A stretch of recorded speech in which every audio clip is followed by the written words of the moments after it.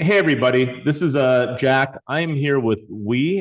He has become an expert internally on AI and its implications for the food industry and certainly for food service in particular. He's authored a couple of recent reports on AI from both the consumer's perspective as well as the operator's perspective. We'll talk about that in just a moment.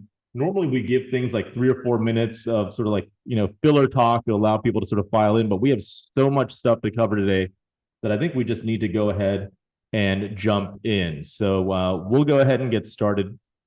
And I guess I did want to just maybe start with one of the things that we say every time. These sessions, we call them webinars. I don't know. Some people say it's almost like a podcast, whatever you want to call this. This really is all about you, all of you. And I feel like I learn a ton from the comments and chat logs when I get to see them. And I think everyone else, all of you, hopefully learn from each other as well. So I'd really encourage everyone to chat. Make sure when you do, you pick the chat to everyone option so everyone can see everything that you're saying. And let's learn together as an industry. So chat, highly encouraged. And if you could refrain from using ChatGPT to write your chat comments, that would be great today. Let's try to keep it human if we can. And for something to kick off our chat, maybe I would ask all of you, should we be worried about AI? And you can interpret this any way you want. You can think about it in terms of what it means for our industry or for, workflow or, displacement of people, about the accuracy of information.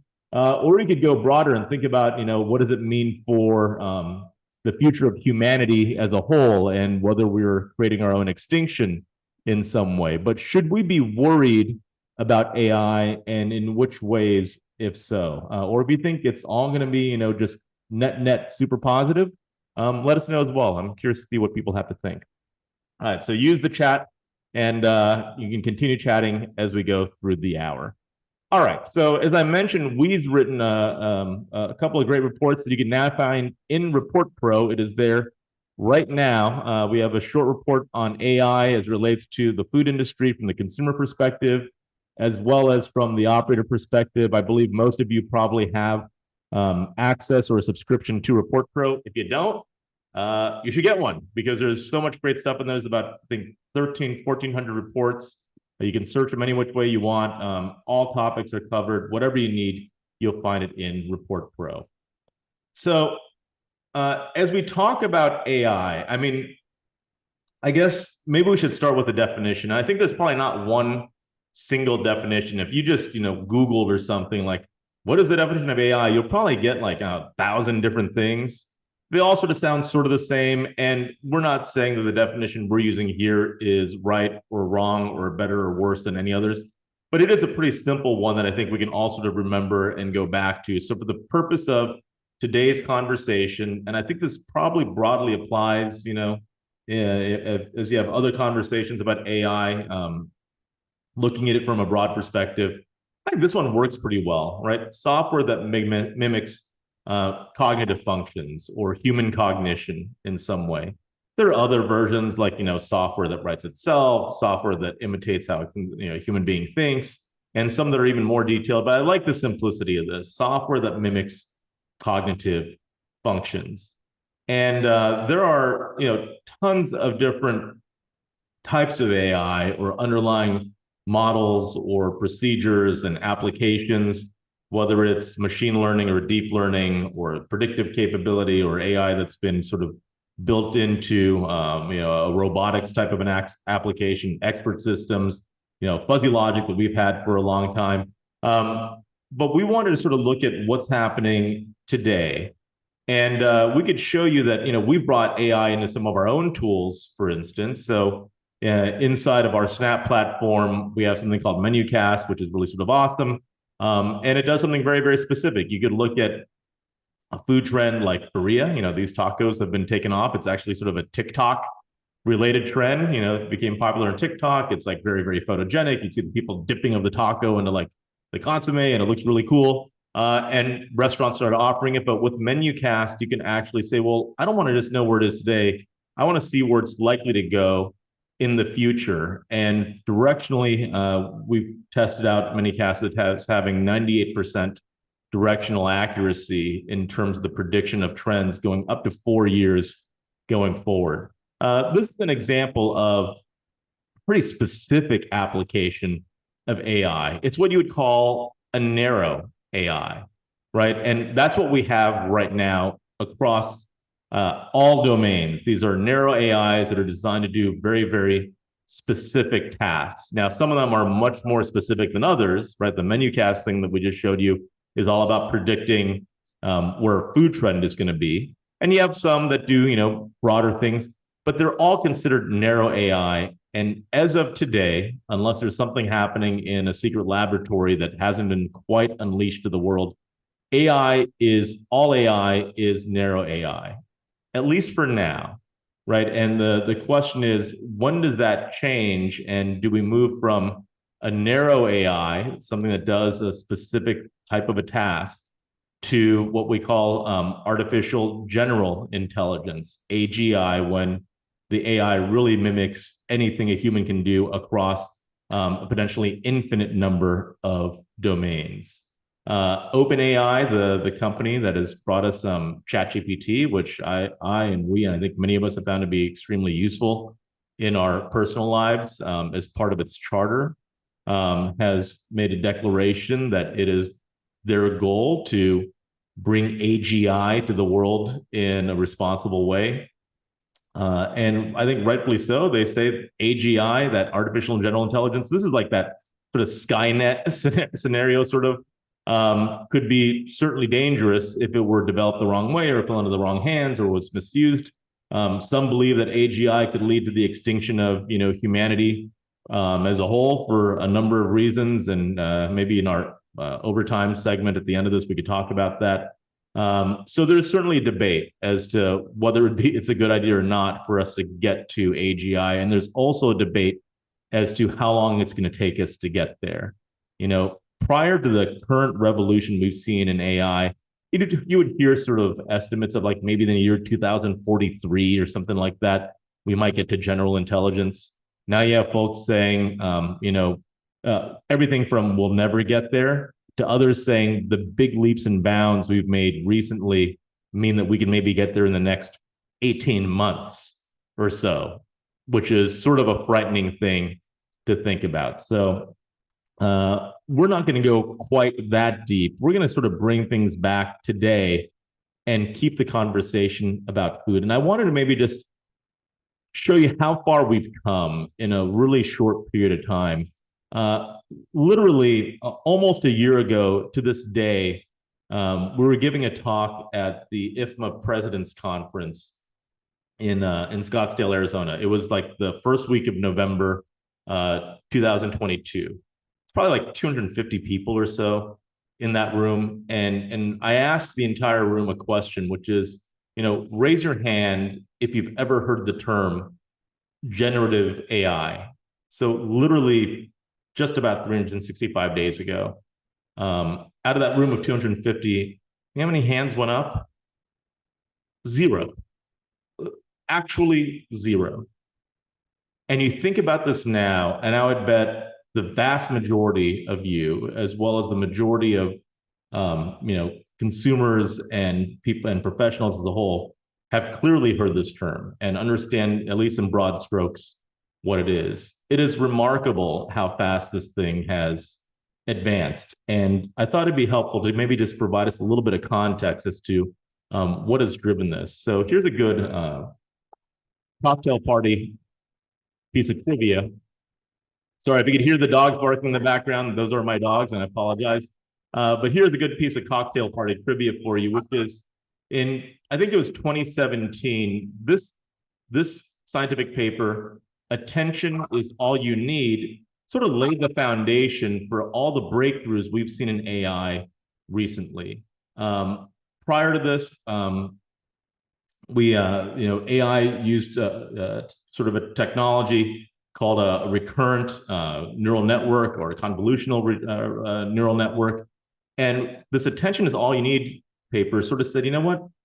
There's attention, and then you have something called self-attention. And in the case of self-attention, it'd be like, imagine a sentence. Let's say you want to create a sentence. with a self-attention model, you would look at every single word in that sentence and understand its relationship to every other word, not just the word before it and after it, but it would have context within itself. And that was sort of the foundation for what's called a transformer model, which is what we're seeing much of today. We went from those recurrent neural networks and those RNNs and CNNs to something called a transformer. And Chat GPT, for instance, that GPT stands for Generative Pre-trained Transformer. These transformers are the things that allow us to have these large language models that have, taken the world by storm, these image generation models, and all these other sort of creative uses of AI, from creating code to text to creating voices and images and 3D and, making music. All this stuff has been enabled by this change and transition to a transformer-based architecture. And a lot of it came, and the foundation of that was that 2017 paper, Attention is All You Need. So a lot of times people ask like, hey, we've had AI written about in sci-fi books since like the 1950s or something, or like what, 2001, A Space Odyssey, what was that, like 1970 something maybe? Maybe it was even like late 60s, I'm not quite sure. Why is it all of a sudden we have all this crazy AI stuff happening now? A lot of it owes itself to what that paper birthed, this move towards transformer-based architectures. And you can see just how incredible some of the things are that are available in your hands now, or in the very, very near future. Here's something that Adobe just showed off, I think 2-3 weeks ago. It's amazing, right? You can, take a picture, the one that you maybe see on the left over here of like a library or something, and you can sort of generate, they call this generative fill, where you could just like type in a word and modify the image however you want. So you can sort of trace an outline and say, hey, I want this area I just traced, make it a jungle. Then it makes it a jungle. Then you can say, well, this little circle area, why don't you put a pond in there? It adds a pond for you. I'd like there to be a jaguar standing right here. The jaguar comes. Let's add some rainforest plants. You're just typing in the word rainforest plant. That gets generated. Let's put a toucan on the bookshelf, and let's add some butterflies, right? I mean, think of how much time and effort this would have taken in the past. And now you just type in a few words and it does it for you. I mean, these capabilities can be based, sort of built into so many different tools that we use in our daily lives. And as it just so happened, yesterday, I think it's yesterday, right? Today's November 2nd, right? Yeah. So yesterday, Microsoft sort of did a soft launch unveil of its Copilot assistant for Microsoft Office. It's sort of a weird soft launch they did where I think you have to have at least 300 people in your company, and it's like $30 a month per user. And you have to sort of like contact them to get the release, and otherwise you get on some sort of a waiting list. But it is starting to roll out right now, beginning yesterday, where you could do stuff like, hey, look at this press release that we just wrote on this topic. Make me a 10-slide PowerPoint presentation, and it'll just make the entire presentation for you. It'll write emails for you. It'll analyze your data in Excel in ways that you never thought of before.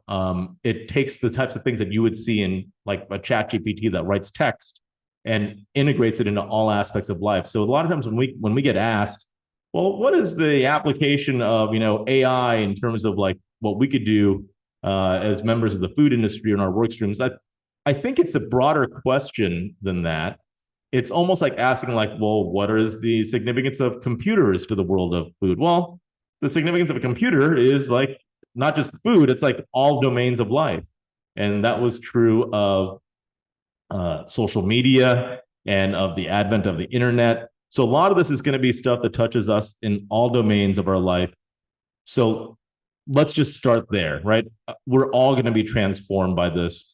But what we're going to do going forward, and this is just sort of like a little bit of like a precursor, is talk about specifically some of the things that we're seeing in the world of food. So know that the application of AI is way beyond just the food specific stuff, but you could find a lot of this content elsewhere. What we want to focus on for the remainder of the hour is what are really the food specific types of things.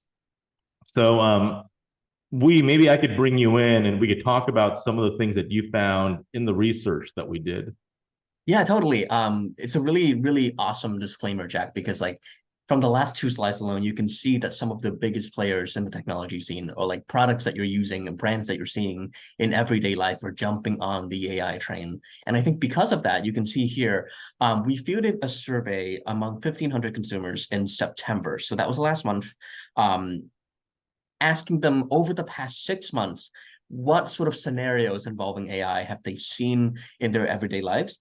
And so you can see here, 2 in 3 consumers have read or watched something, whether it be traditional news or on social media, that relates to AI in general. 36%, if you can move to the next one, Jack, have had a conversation with friends and family about AI products and services. And then 34%, so that's a third of consumers, have personally interacted with AI technology in some capacity, whether that be using a generative platform like ChatGPT or interacting with an automatic drive-through, a virtual customer assistant on a banking service. So you can clearly see here, just within this past 6 months alone, AI, with all of its broad scope, is already impacting consumers in a very significant way. Um, if you move on to the next slide, you can also see specifically for generative AI platforms, how consumers are using them in their everyday lives and to accomplish everyday functions. So you can see here, around a quarter of consumers have already used AI in the past 6 months to search for new information, and 41% are interested, even if they haven't tried that before. So that's 2/3 of consumers are expressing interest in using this AI platform or any AI platform to search for new information, to translate languages that they don't understand, to edit text that they've written, to help with communication, whether that be text messages or emails. And then after all of that, to generate images, brainstorm ideas, and create writing. So lots of really strong interest in consumers in using AI, this sort of like technology that consumers are perceiving to be sort of newfangled or emerging to accomplish tasks that they've already been doing using other technology.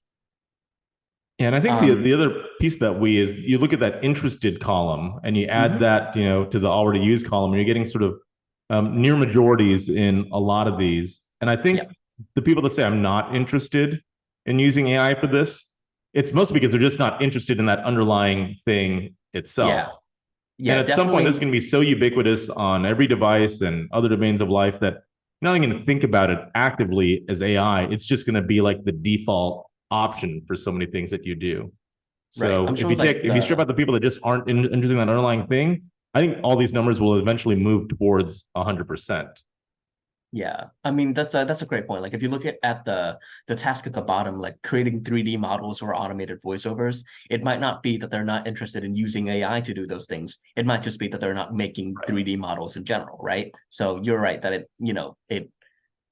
can't separate out the lack of interest from AI in general. But moving towards like thinking about AI going forward in the future, we ask consumers and operators how they feel about the future of AI in society. Um, and while you were giving the disclaimer on AI, I've also been monitoring the chat to see sort of the conversation that our panelists and our participants are talking about AI in general. And it seems like it's mirroring this data point pretty closely. You can see here that like most people are straddling the sort of like both excited and nervous space in terms of thinking about AI in the future, but more consumers and more operators are nervous about AI than those who are excited. Um, However, if you look at the second row in both of these tables and compare it to the third row, we created a metric to distinguish consumers who self-report being somewhat familiar with AI technology to very familiar with AI technology. And you can see here that those who have had some familiarity or some experience with AI are more likely to be excited and less likely to be nervous about AI. So really from our research that we've conducted for both consumers and operators, it really is an issue about knowledge. It's really fear of the unknown. And those who've had experience, who've had the chance to learn more about these technologies and try it out, are less likely to perceive these things to be risky or concerning about their impact in society. I think it's true to a point, right? And I would put myself in the camp of the more I learn about it, the more I fall into the both camp, which you see happening as well. So like if you look at operators, for instance, those that are familiar or have had some experience with AI are much more likely to say, I'm both more excited and more nervous simultaneously. So I think learning about it certainly can get you more excited. It could also make you more nervous at the same time, but it's unlikely to make you only nervous and not excited. If you could move on to the next slide. And so we asked consumers and operators, well, if you're worried about AI, what sort of concerns do you have about this technology? And this is a top 5-point scale, so ranging from very strongly agree to strongly disagree, right? And so here are the top consumer concerns about AI. Nearly 3/4 of consumers are worried about data and privacy and security issues. Nearly 3/4 also worried about that AI might displace jobs or cause jobs to be really difficult because these technologies are being introduced. 2/3 also worry about the ethical and moral issues around AI usage. 2/3 also are worried that incorporating more AI into our lives would sort of like strip away the aspects of our lives that make us human. And so you could see here that concerns about AI are sort of spread across many domains of life, from like morality to privacy. And so right now, these concerns are very, very present within consumers. Not to say that they are letting these concerns prevent them from exploring AI in general, but these are just some of the issues that they're thinking about, and certainly some of sort of the top leaders within the AI technology industry and also within government are also thinking about as when it comes to sort of navigating this uncharted territory, right? We didn't ask about existential risk or anything like the ending of humanity or anything like that. Not yet, though we did ask consumers and operators whether or not they think AI will be sentient within the next like 10 or so years, sort of a very like a 2001 Space Odyssey, and only around like 25% say that they believe AI will be sentient. So, maybe that's good news. But moving on to operator concerns about AI, so specifically thinking about like how AI might impact the issue of food service, you see that the top concern here, around 63% of operators worry that using AI within food service can lead to a loss of human touches in cooking or make customer service like depersonalized or robotic. Around half are also worried, rightly so, about sort of the labor issues. So that AI could displace human workers. They could make certain food service jobs obsolete, or they could drastically change job responsibilities and required skills by, having people working food service having to train to use these new technologies and making them more complicated. And then lower than that, you can see around 1/3 of operators worry that, giving AI systems business data might expose them to privacy and security issues. And also lower than that, they're just worried that like AI systems right now are changing so rapidly that, what's great today might not be so good tomorrow. New things might pop up that might be difficult to learn. And some folks might just not understand how AI systems are developed, what data sets are being used to train these platforms, and whether or not this is something that they can trust. And so with all of this in mind, we asked consumers and operators whether or not they agree with the statement that overall they believe that the benefits and potential of AI outweigh its issues. And right now, it seems like it's mirroring that sentiment about sort of like excited versus nervous. You can see that around 1/3 of consumers say that the benefits of AI will outweigh its issues, and around 1/5 of operators think so in general. What these pie charts aren't encapsulating, though, are those who are unsure or neutral about this stance. So it's not that the remainder of these pie charts are saying that like the issues outweigh the benefits. It's just the majority aren't sure of what the future looks like. I'm actually surprised. I think these numbers are really low. Like I would have expected something much higher than this. So only 22% of operators think that the benefits outweigh the potential issues. The rest are unsure or think that the issues are going to be worse than the benefits. Yeah, for operators, pretty low number. 48% of operators, so nearly half, are neutral about this. So I think it's very clear that like folks are it's not that folks are discounting AI completely. It's just that I think a lot of folks don't feel quite informed as of yet to make a fully confident stance like this. I mean, I don't think we have this data point, but I would imagine like if you, instead of asking about AI, you asked about, let's say, like the internet in, 1995 or something, Mm, I would have bet the number would have been higher than 22%. If you asked about like PCs back in like the 80s, or mobile devices back in 2007, 2008, I mhm. feel like those numbers have been higher. There seems to be like some fear baked into that number for sure. That's a Yeah, if pretty there's a small way number, I to think, right? if there's a way to to jump back in time and get those data points, I'm sure it'd be super interesting. Well, it's But funny. You yeah, could probably ask the AI to project backwards and make a huh, guess. So, yeah, maybe. Um, And just before we move on to sort of the food service applications of AI, to round it out, we ask operators whether or not they agree with the statement that because of AI, the food industry in the next 5 to 10 years will be completely unrecognizable from what it is today. And once again, you're having the same pattern. 36% agree that AI's transformative properties will completely revolutionize the food service industry, but most are saying that they're neutral, and around a quarter actually disagree with the statement. But that isn't to say that operators are saying that AI won't transform the industry. They just that 24% might just think that AI will transform it into some capacities, but it won't be completely unrecognizable from what it is today. So it's a pretty interesting split as of now. yeah, look, I think, but it's interesting. I mean, there's 36%, would characterize it with the word unrecognizable, right? Versus, let's say, the 22% that are net positive about this that we just saw. I mean, there is a gap there. You have more people thinking there'll be significant transformation than there are those that say it'll be on net a good thing. Mhm. So there's certainly a gap there. Yeah. And then finally, we asked operators and consumers whether or not they agreed that more laws and regulations needed to be put in place around AI development.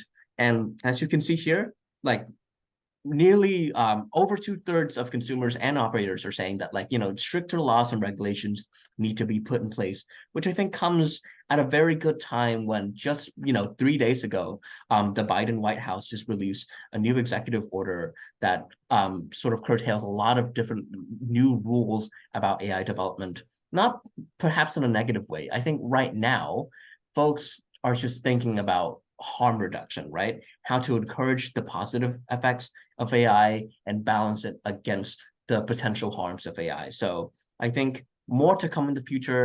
Folks are just sort of eagerly waiting for new developments, and neutrality is where cautious excitement, I think, is what I would categorize sort of the emotional environment right now.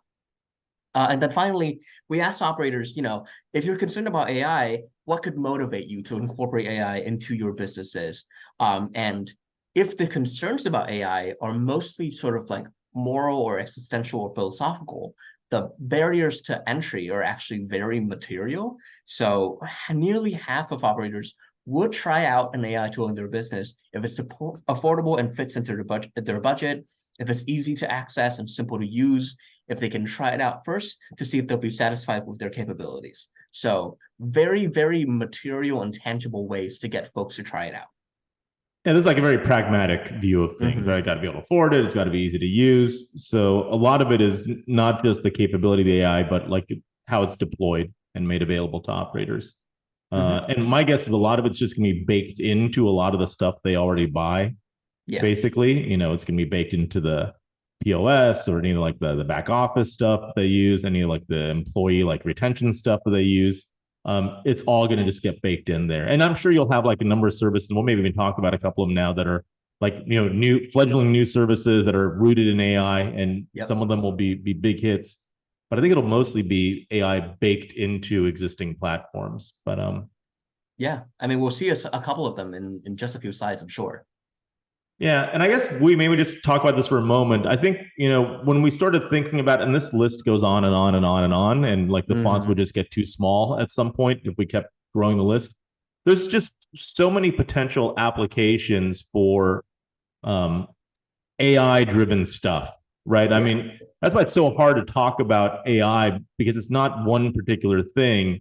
it's essentially an infinite array of new capabilities that can be embedded in almost any discipline, specifically also as it relates to food and food service. So when you see like, the words on the screen here, just know this is only a tip of a very, very, very much larger iceberg. And what I wanted to maybe do and go into for a second is just talk about like some of the areas that we think are particularly interesting as relates to food. And one of them is just around like all the stuff you can do with vision and the stuff. And these are things that exist today. We're not looking at 5 years in the future or anything. We're looking at stuff that's like here right now, basically. This is sort of like an interesting one. I don't claim to be, and I'm certainly not a cage-free egg expert, although I find it sort of interesting. But I guess, here's a paper. I think this appeared like on the NIH website. It was also published, I think, in a poultry journal. And basically, like cage-free eggs are popular. More restaurants and grocery chains have pledged to buy more cage-free eggs, over the next few years. But I guess when like the egg like hits the floor, that is an issue because floor eggs, like the eggs that the mislaid eggs on the litter floor, have a higher chance of contamination. So how do you resolve this? Well, you could use various deep learning models, and here they ran three of them, right? And they could find the floor eggs, for instance, and then track them so you can sort of discard them and not lower your risk of contamination. Now, this is like a very, very specific application. You might be thinking like, oh yeah, of course, obviously, we've had stuff that can do this for a while. I think the ideas of the technology is getting better, and it doesn't just apply towards, let's say, the production of eggs, but we're seeing it deployed more in the field in areas that each of us as consumers might be a little bit more familiar with. So other than the inability of whoever set up this system's, their inability to spell the word sausage. Sausage, yep. Can you tell us what else we might be seeing on screen over here? Yeah, totally. Right now, there are so many different services out there that are offering some sort of vision AI related service to help food service operators. But this specifically is from a service called Plain Sight AI. And there are two images here. On the left, you're seeing a sort of like high-powered camera that is hooked up to a vision AI model that is basically performing quality assessment on a pizza. So it's detecting sort of like areas that have cheese, areas that have pepperoni, whether or not the order is approved because it's the right distribution of any of these ingredients. And on the right, it's from the same service, but instead of a pizza, it's actually a warmer case with sausage. But it's basically detecting how long things have been sitting inside that case and whether or not some sausages need to be removed because the dwell time on these sausages, they're calling it, has been too long. So it's a way to monitor food safety standards. So the one on the left, so it's sort of helping ensure that like the pizza is like even, like the toppings are like even across the pizza. Is that the idea? Yeah, so like you can imagine it for sort of maybe in like a QSR pizza place where like somebody's putting together an order and they just slide it towards this camera and it can say like, okay, there's not enough pepperoni on here. Order's not approved. Go back and put more. Yeah. So I don't know if you remember, wasn't there that scene in that movie Casino where De Niro gets really angry because like some of the blueberry muffins had like a lot more blueberries and other ones had like hardly any blueberries, and he says, I want an equal number of blueberries in every muffin, and the guy running the operation says, do you know how long that would possibly take to do? So we solved this age-old problem with vision? Maybe. Perhaps, yeah. And you can already see that like, interest in sort of like AI being used for these specific functions are pretty high. So like half of consumers are very interested in this idea that a restaurant can install AI-powered sensors to monitor food safety standards. So like that 7-Eleven warmer grill with the sausages. And if you can move on to the next slide, you can also see that operators, around 2/3 of operators are also interested in using AI platforms to monitor food safety and quality control, as well as sort of like waste reduction, food waste management. So definitely high interest across both camps.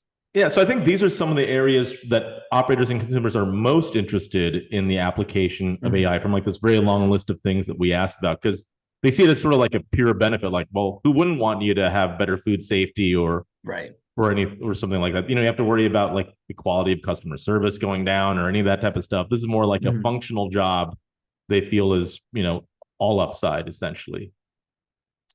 So we have an operator stat on the right, but let's ignore the operator piece first, and let's talk about what's on this image on the left.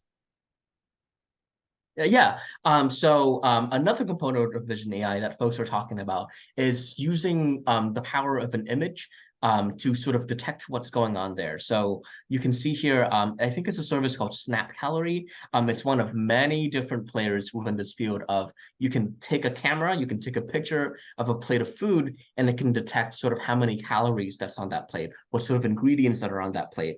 And Snap Calorie specifically, I think last month, raised like $2 million in angel funding from investors. So it's definitely a field that's receiving a lot of attention right now. But yeah, nutrition analysis, allergen analysis, calorie assessment, all of these things are slowly becoming viable using Vision AI. Yeah, I think eventually there'll be a place where people are just wearing glasses. There's a camera in there, and it's just you don't have to take your phone out. It's just recording, what's in front of you all the time. But I think what's interesting is not only are these services starting to emerge for consumers, and we're not endorsing any of these because I think there are probably some accuracy issues still Yes. with what we have right Yeah. now, and they will get better over time. But a Very majority of early stage. operators are interested in using a technology like this for their own nutrition and allergen analysis. Right? It's like pretty expensive to like try to compute nutritionals and Hmm. stuff to go through that process. But if there was a shorthand version that's like semi-accurate that an operator could use, a lot of them are interested in having that made available to them. Yeah. So expect further development in this type of thing. There's also a lot with computer vision, obviously, in retail. And again, these are very, very narrow AIs that help you understand, understand what's happening with shrinkage, or manage your inventory better and not have many out of stocks. Utilize your shelf space better. A whole host of this, and I'm sure you're going to see many more sort of services pop up that offer to do this, both in a retail setting as well as maybe back of house for inventory management for restaurants, for instance. But I think what's really interesting is if you look at what you could do with vision, once you add in some further context, and this is where things get really wild in my mind. So I'll show you a couple of examples. I took this picture earlier this week at a restaurant, and I fed this into ChatGPT, and I asked it, "What am I looking at over here? Like, what is going on over here?" And here's what it said. It says, "You're looking at a conveyor belt restaurant." And it sort of describes what a conveyor belt restaurant is. It told me that this is probably a hot pot or a shabu shabu restaurant, which is exactly what it is. Well, I said, "How do the dishes move?" And it says, "Oh, well, we don't see a physical belt because there's a hidden conveyor mechanism beneath the surface, obviously." It deduced all of that just from this one image. Like, I didn't tell it anything at all. I just gave it this picture, and it told me what type of place this was, what type of food it serves, and how these things are moving around. Like, if you showed me this picture, I wouldn't have known that those dishes were on a conveyor belt moving around. I would have just thought those were like dishes just put on a countertop or something. So its ability to intuit stuff that maybe escapes even like some levels of human intelligence, like especially for a guy that works in the food industry, is really quite remarkable. I'll show you another example here. I took this picture last week, not this week, last week, and I purposely did not include much image of food. I just sort of had like some condiments on there. I had like the table set up and a little piece of what looks like maybe some sort of meat on the left. For those of you in chat, I maybe and we're all food experts. Maybe you could guess what type of restaurant this is just by looking at this. Um, so I said to ChatGPT, well, what can you do? Can you guess? Well, what type of guesses are we getting? Anyone guessing what type of restaurant this is? Just from this image alone. You've got 3 correct guesses, 4, 5. A lot of people are saying barbecue, but a lot of people are guessing the right answer. Yeah. So the right answer is Peruvian. And it deduced this, I think, from the color and the consistency of the condiments in the squeeze bottles. probably the fact that those condiments are often served in a squeeze bottle in that type of a restaurant. It deduced that it's probably something like chicken on the left over there, and the snacks that are on the table as well. It is remarkable that it could do something even remotely like this. So I want to show you another example, which is pretty mind-blowing. Here's a popular restaurant not far from where I live. It's called the Avocado Grill. It's in West Palm Beach, Florida. Here's a dish that they offer on their menu. I think this is one of their own photos that they've taken of the dish and put it on their website or something. And you can just ask ChatGPT, like, hey, I want to make this thing at home. I don't really actually want to go to the restaurant and have to, pay restaurant prices. Can you just give me the recipe so I can make it myself? And it just generates it for you. Maybe it's not a perfect recipe, but it looks pretty detailed to me. How do you make the rice, the veggies and toppings, the dressing, the mayonnaise? And it just knew it was a poke bowl too. I didn't have to tell it. All I gave it was the picture. Make me the recipe for this item, including all the prep instructions as well. It is mind-blowing. So, we have the stat, that 27% of operators think that in time, AI will be better than humans at creating recipes and, maybe even preparing food. I wonder if we track this over the next few years, if we're going to start seeing this number continue to bubble up as AI continues to show off what it can actually do. One interesting thing is if you talk to like a neuroscientist or someone that understands like the human brain really well, and you ask them, is there anything specific about like the substrate of the human brain, that makes it unique? Or is there a reason that you couldn't replicate that in silicone? They'll tell you, yeah, there's really nothing unique about the fact that we have sort of a meat-based brain. If you had the thing figured out, you could do it in some other substrate as well. So we might not be as unique as we think. I'll show you, that thought that only 27% of operators think that, AI can get to the point where it can do, a parallel or better job of recipe development. I feel bad for our lovely coworkers, but a couple of them volunteered to take pictures of their refrigerators and pantries, and they did consent that this would be shown on today's webinar. So here's one of our awesome coworkers, and this is a picture of their pantry on the left and a picture of their refrigerator on the right. And I said to ChatGPT in this case, making like a really progressive, avant-garde sort of recipe based on the ingredients that are available to me. And here's what it made. Pan-seared Asian-inspired tuna with spicy grape reduction and crispy noodle.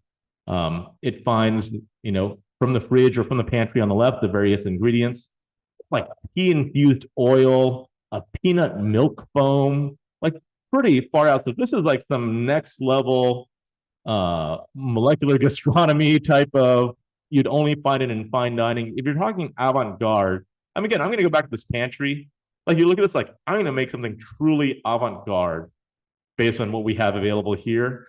And yeah, it did it really well. And obviously there's like a much longer list of recipe instructions that'll give you. This is just what we could put on the screen. It's mind-blowing.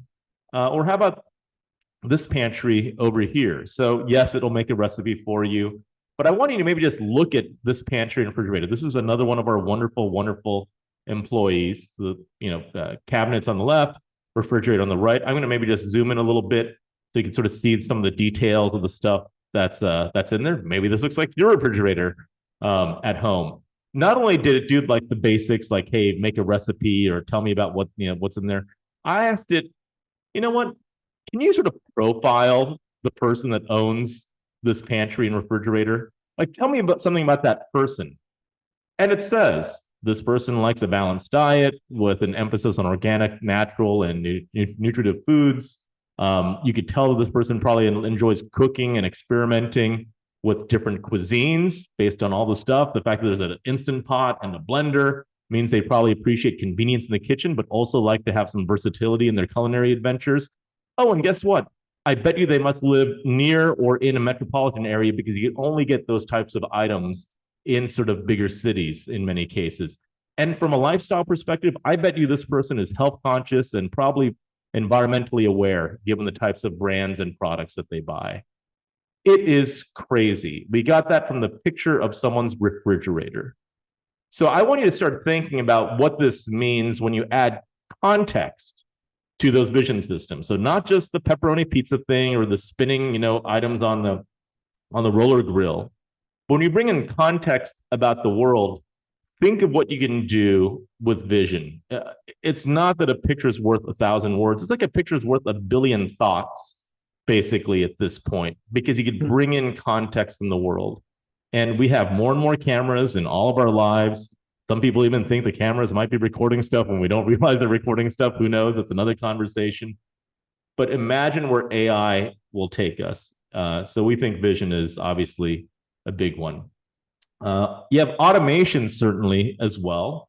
This is a big one, right? We've been talking about automation for a long time. I think in 2017, we talked about how automation is going to be one of the next big things for the restaurant industry, starting with restaurant chains, because they're the ones that can make the capital investments. And we maybe tell us what consumers think about this. Yeah, well, this is actually operator data, but 24% of operators actually agreed that in time AI will be better than humans at providing customer service. So I was expecting that this number would be significantly lower than the one about that you mentioned earlier about like recipe development and food prep, but nearly a quarter, that's not bad for like an area that I think a lot of people hold sentimentality to, like customer service, like it's a human serving you. So I was expecting this to be a lot lower. This But is a no. bunch of angry operators that are upset at their lazy employees, basically. Like, yeah, I'm going to replace you with a Oh my computer one day. gosh. And Yeah. also, look, we're still not as much as we were at the height of COVID or anything, but there is still a little bit of newer employees at restaurants. But yeah, I think 24 is probably yeah, bigger number than I would have expected. But Yeah. what's going on in the world? So what are we looking at here? And we got to go quick, I think. Yeah, totally. We could blaze through this part. But long story short, a bunch of restaurant chains, especially in quick service, are utilizing AI-powered virtual assistants to take orders at drive-thrus. So this is Wendy's, but if you go to the next slide, you can see here Carl's Jr. is also doing the same thing. White Castle, Del Taco, Panera, McDonald's, Sonic, all of these chains have started piloting AI-powered drive-thru ordering assistants with varying success. Yeah, and one of the companies behind some of this is a company called Presto, and here's some of the stats they claim that you see substantial increases in your business and ROI when adopting this. So all these technologies are getting better, and we maybe just give us a quick overview of this stat. This is a pretty big number. Yeah, I mean, same question as you've been seeing before. How many consumers find the idea of an AI-powered chatbot to take drive-through, mobile, or digital orders appealing? And that's 70% of consumers. So people are already pretty on board with this application. That's shocking to me that it's that high. That's a very, very high number. Yep. Chipotle, very progressive company. What are they doing? Yeah.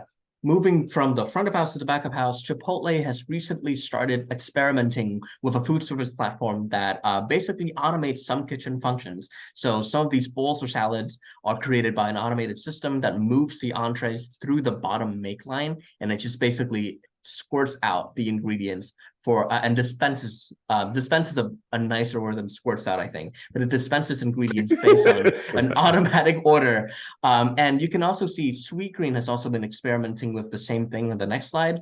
It's a proprietary robot that takes in an order, recognizes which ingredients needs to be dispensed into the bowl, and it moves down sort of like a little conveyor belt and automates the composing of that bowl. And you see those other ones too. Here's a company called Nala Robotics. You could look them up, where they have like a robot system that can learn recipes, and they say they can do like over 1,000 different recipes or something. They even, I think, are the centerpiece of like a restaurant in Naperville. I think it's called One Mean Chicken, which does like fried chicken, and all the stuff is prepared by robots. So you're going to see a lot of advancements in this as well. I did want to say it's hard to talk about like what restaurants and the restaurant industry is doing with AI and not make a mention of Starbucks. So here you have Satya Nadella, who's the CEO of Microsoft. Like, what is this guy doing next to a Starbucks logo? But here he was, I think, at the like Microsoft Build event or something from a few years ago.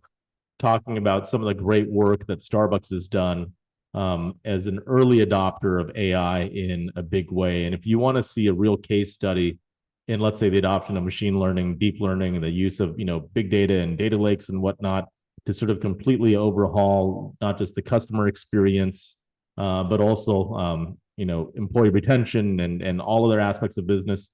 Starbucks is really a good example of this. So they launched an initiative. This is a few years ago, actually, called Deep Brew, which takes sort of all the data they have, as well as I think environmental data as well, right? So like weather patterns and whatnot, and allow this to sort of permeate through almost everything that they do, from customer experience to marketing to the personalization of recommendations to the end consumer. And I think that's one thing we want to talk about as well, which is just like the personalization aspect. If you ask me, we go far out into the future, I think you might see the future of restaurants be something like YouTube, basically, where the menu is not just 50 items or 100 items. It's essentially a limitless array of items. And based on your own personal preference, something robotic will happen back of house in the kitchen and will make you whatever you want, sort of fine tuned to your nutrition needs, your personal tastes, and whatnot. The same way YouTube will recommend a screen full of videos for you to watch, and there's 100 billion more that are sit behind that screen. I think the same will happen to food at some point. You have companies. This is one called Hungry Root, where it's sort of like you can buy groceries online. They pivoted towards AI. Their AI now selects 70% of what their customers are buying, and there's going to be countless examples of this. So we thought one thing that might be sort of fun, and I'm going to probably, I guess, how do I do this? I'm going to stop my share for a second, is sort of maybe contemplate if we go far out in the future, 30 years, 20 years, 50 years, something like that, what might the future of food and AI look like? And I'm going to apologize in advance because the audio quality is not going to be that great. But I figured, like, who better to ask this question to look far out in the future? Then let's just ask the AI itself. So let's see if we can get this thing going. Hey there, if you could hear me, I'd like you to talk to me about the future of food. Just say yes or no right now to let me know if you understand what I'm saying. Yes. Okay, so let's do this. I want you to give me relatively short answers. I don't have a lot of time, so try to keep things like really short and sweet. I want you to imagine 50 years in the future. What are some of the far out next generation things that could happen with food and AI? Talk only about things that will be brand new and cutting edge 50 years in the future. You are free to speculate. Go.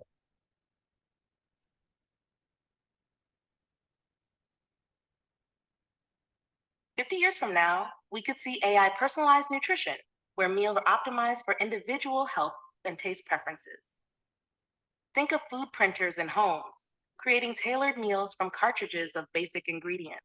AI might also manage vertical farms in urban areas, optimizing growth conditions to boost yield and reduce environmental impact. Plus, we might have AI food companions guiding us through cooking and eating for optimal health and enjoyment." All right, that's pretty good, but I think you could do better than that. Give me some more cutting edge stuff, and I want you to speak like a Gen Zer with a lot of Gen Z slang. Give it a little attitude.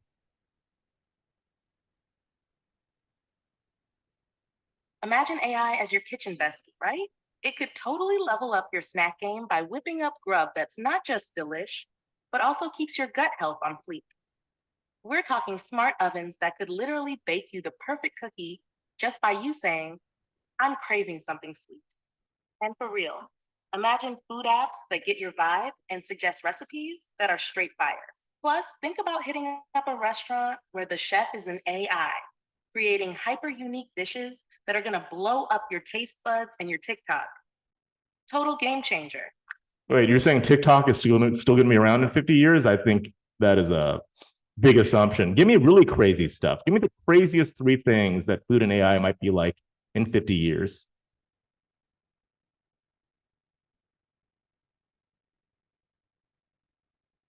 Oh, for sure, got a little carried away there. Now for the crazy future stuff.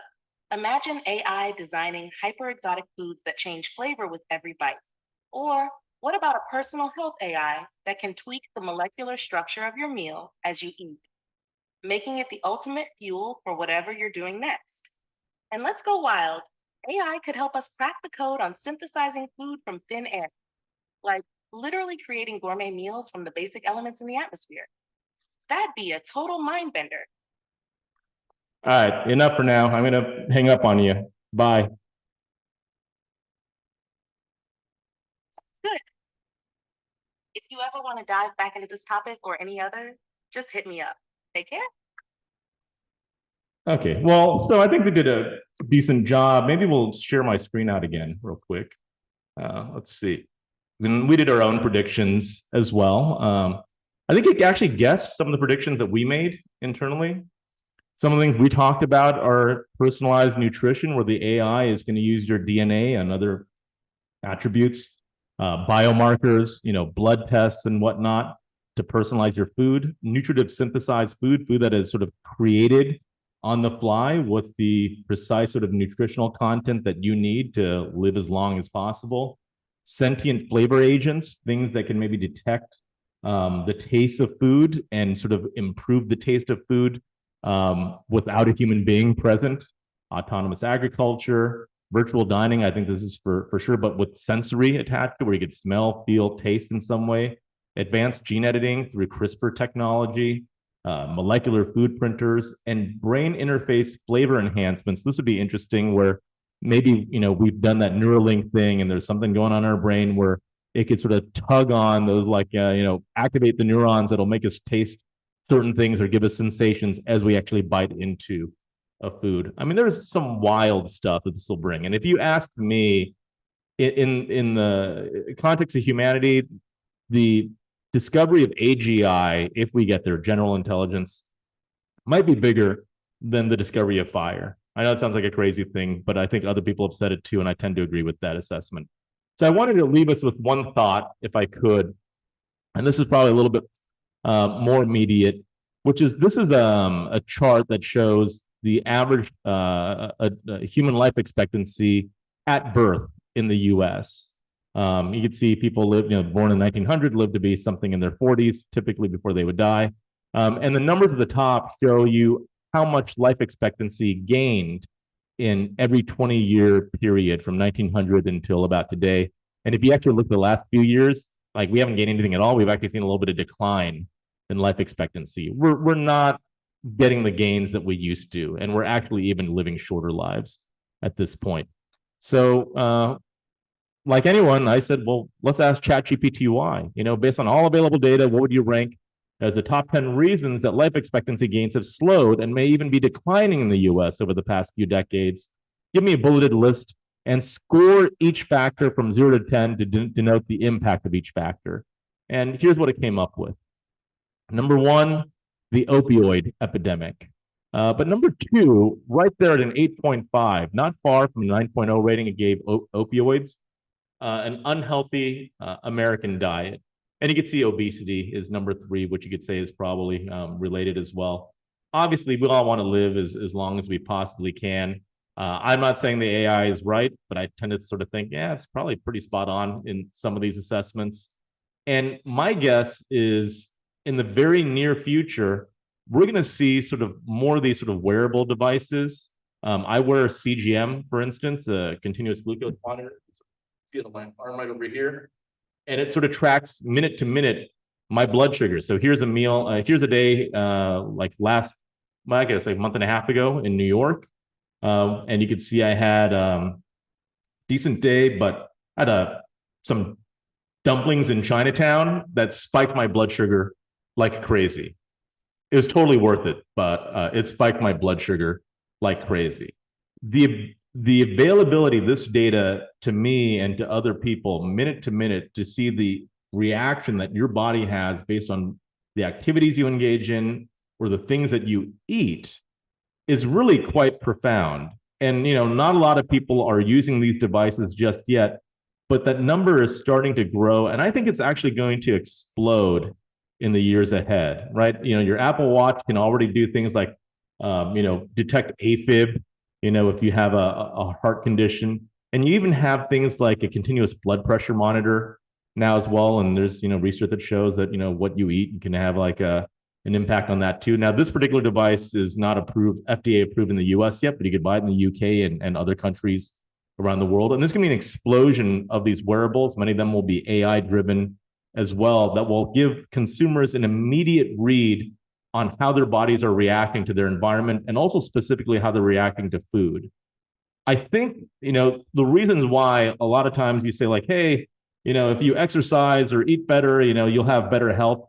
The reason a lot of times people don't do that is because the amount of time between doing the action and getting the benefit is pretty long, right? Like, it's not like you eat, you have one healthy meal and all of a sudden you're in great health, or vice versa. But when you could see the numbers change in real time, it more connects the action with the result. And I think you're going to see an explosion in these types of things that'll all probably be built into a single watch or a single something. And more consumers are going to be aware of the connection between what they're doing and what they're eating and the results it's going to have with their own personal health. And AI is going to be an important piece of that. So I think if we all start thinking maybe as an industry more about starting to move towards a healthier bent with some of our offerings, that will probably be a pretty good place to make sure that we're protected for that future as well. Where I think more consumers are going to actively care about what they eat as it relates to their nutrition and their health, because these devices are going to put it right in their face. All right. So with that, thank you, everyone. We thank you immensely. This is a hard topic to research because the numbers change so incredibly fast all the time. So, everyone, please give We a big thanks. You have my gratitude, We, and you've done a wonderful, wonderful job. If you're able to stay on board, We, for like another minute or so, we'll sort of wind this thing down. Thank you to everyone. If you have questions, reach out to your Datassential representative. And remember, in a little over a month, on December 7th, we have our last webinar of the year, which is going to talk about like just what's happening with the industry and some of the projections and sort of the economic stuff, plus anything else that we think is interesting and worth knowing. So that'll be a good one. Make sure you join us December 7th. It is the first Thursday of every month at noon Central. So I don't know. I mean, it seemed like decent number of folks weren't aware that we had some of these tools already available where you could just sort of like talk to ChatGPT and whatnot. I'll tell you one thing that I've done that has been like super helpful. I think I maybe mentioned this the other day, but sometimes I listen to like a lot of podcasts and stuff, and I still do that. But I've now created like various like AI agents, I guess you could call them, or AI personas, and I'll just talk to the AI and have a deeper conversation than I would get by listening to someone else's podcast. So, you listen to a podcast and someone's like, oh, I wish they would have spent more time talking about that topic or deep diving into that particular area. Now you can do that. And you are in the podcast, or whatever you want to call it, or the conversation with the AI. And if there's a thing that it mentions that you want to know more about, you can just sort of keep going deeper and deeper and deeper. So if I'm driving by myself, or if I'm going for like a walk or something, it's like super, super awesome. And the voices are getting more natural. I don't know if you heard this one. Let me see if I can pull it up. This is a company called PlayHT. Okay. And I think its voices, and look, these will all be like the normal at some point. Its voices are even more impressive than the stuff that we just heard on the phone. So this is probably gonna be hard to hear, but I'll play this for you. Tell me if you can hear this. So let's try a couple of them. Yeah. Thanks for calling PlayHT. How can I help you today? Hey, yeah, I just bought a subscription with PlayHT, and I'm not sure how to activate it. Okay, sure. To activate your subscription, you'll have to click on the link in the email. You should have received an email from us when you made the purchase. Just click on it and you'll be good to go. Let's try another one. That's pretty amazing, right? Could you tell the difference between that and a human? No, I mean, that sounds really realistic. How about this one over here? Hey, lovely bakers, welcome back to my channel. I hope you're all doing great.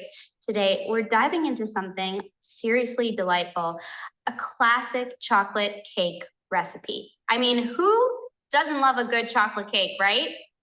All right, let's jump right into the good stuff. First off, you're gonna need some all-purpose flour. I've got about 2 cups here, but don't hesitate to adjust if you're feeling a bit adventurous. And of course, cocoa powder. Can't have a chocolate cake without that rich chocolatey goodness, am I right? And there's a bunch more. So what they'll do is they will clone your voice. You basically just talk for a while. And the more you talk, the more it learns. And it'll make a digital representation of your voice. So you could just type something and then it will say it. And look, you could probably have ChatGPT write the text, and then this thing plays the voice, and there's a persistent audio version of you. Yeah, I mean, I think we tried this last year with some of our company members. I think Jared has a recording of his we voice did that somewhere. right with another tool last year, and I think it sort of sounded, okay.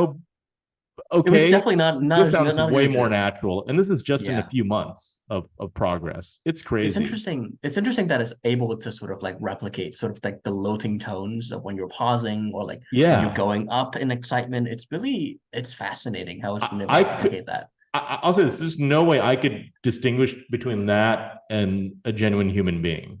Like if I heard that and I wouldn't know. There's no way I could tell. Like the other stuff that we did like last year, I could tell, right? It's still really cool, but I'm like, yeah, I could sort of tell that was a computer or something.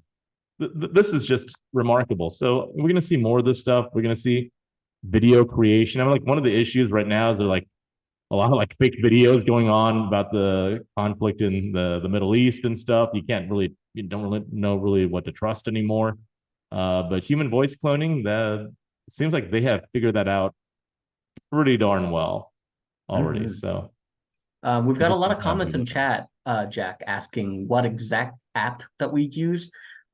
Jessica and Alex, the one that we demoed in the actual webinar itself. So the one that was talking while the presentation was going on, that was ChatGPT. But the one that Jack played in the last couple of minutes, that was something else. Yeah. Yeah. So the one we just showed where it had those really realistic human voices, it's called Play HT. You could go to play.ht and you can check it out there. And you can like set up a free account and do some basic voice cloning, but you can do a paid account and get more features.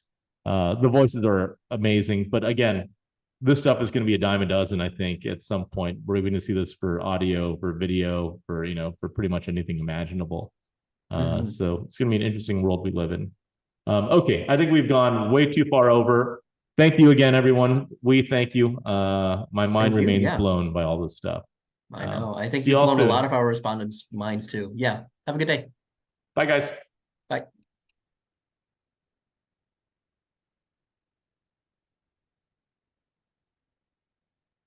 It's winding down.